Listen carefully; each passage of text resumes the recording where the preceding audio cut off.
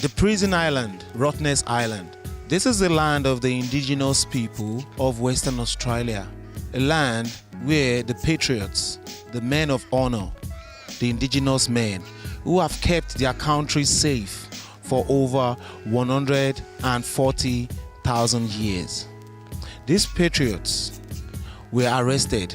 Historian Dr. Neville described this should be compared to Auschwitz in Germany, be given a World Heritage Site just like that of the River Island in South Africa, where Nelson Mandela was imprisoned.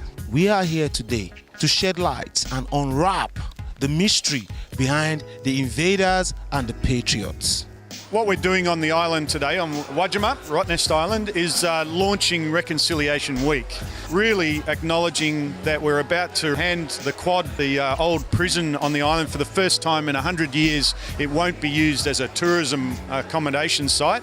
It will be handed back to the Island Authority, and they're working with the Wajima Aboriginal Reference Group to advise how it will become a commemorative, educational and respectful site for the future. To turn this island into a holiday resort and the prison into a tourist accommodation, it will liken it to Auschwitz. No one would camp in the Auschwitz concentration camp left by the Germans, and so that prison, in particular the building, should be very important. 6-sided buildings, and I believe that the only other place in the world that you'll see 6-sided buildings is in West Africa, and they are slave buildings. Slavery was actually prohibited by Britain at the time of the colonisation of West Australia. However, many Aboriginal people were forced into a system of indentured labouring, as it was referred to by legislation. They were forced to work against their will for the pastoralists, including some of my ancestors who resisted, who were taken here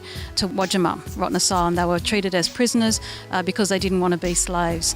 More than 4,000 Aboriginal prisoners from all parts of Western Australia, from the very bottom coast right up to the far north at Wyndham and Derby.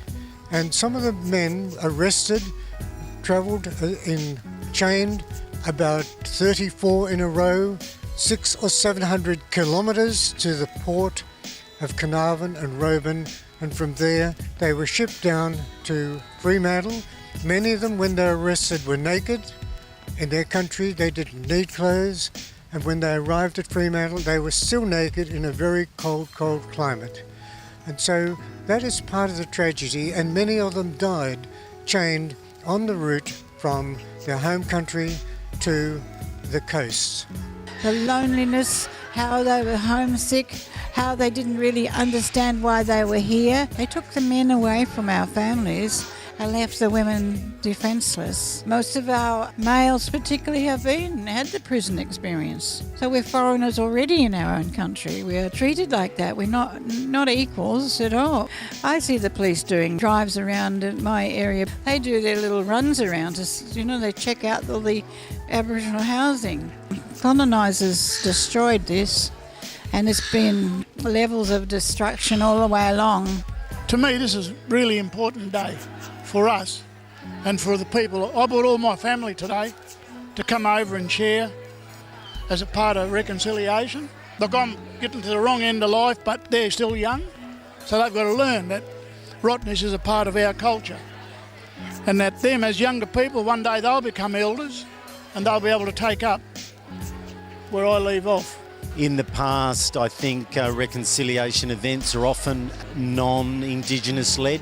This clearly is an Indigenous-led event, and it is about the healing for this island. So I think this one will go down in history for the island, and telling truthful stories about Rottnest Island. I think this moment today is really powerful. Have you got any message for the government on how they can make life more better for the indigenous people?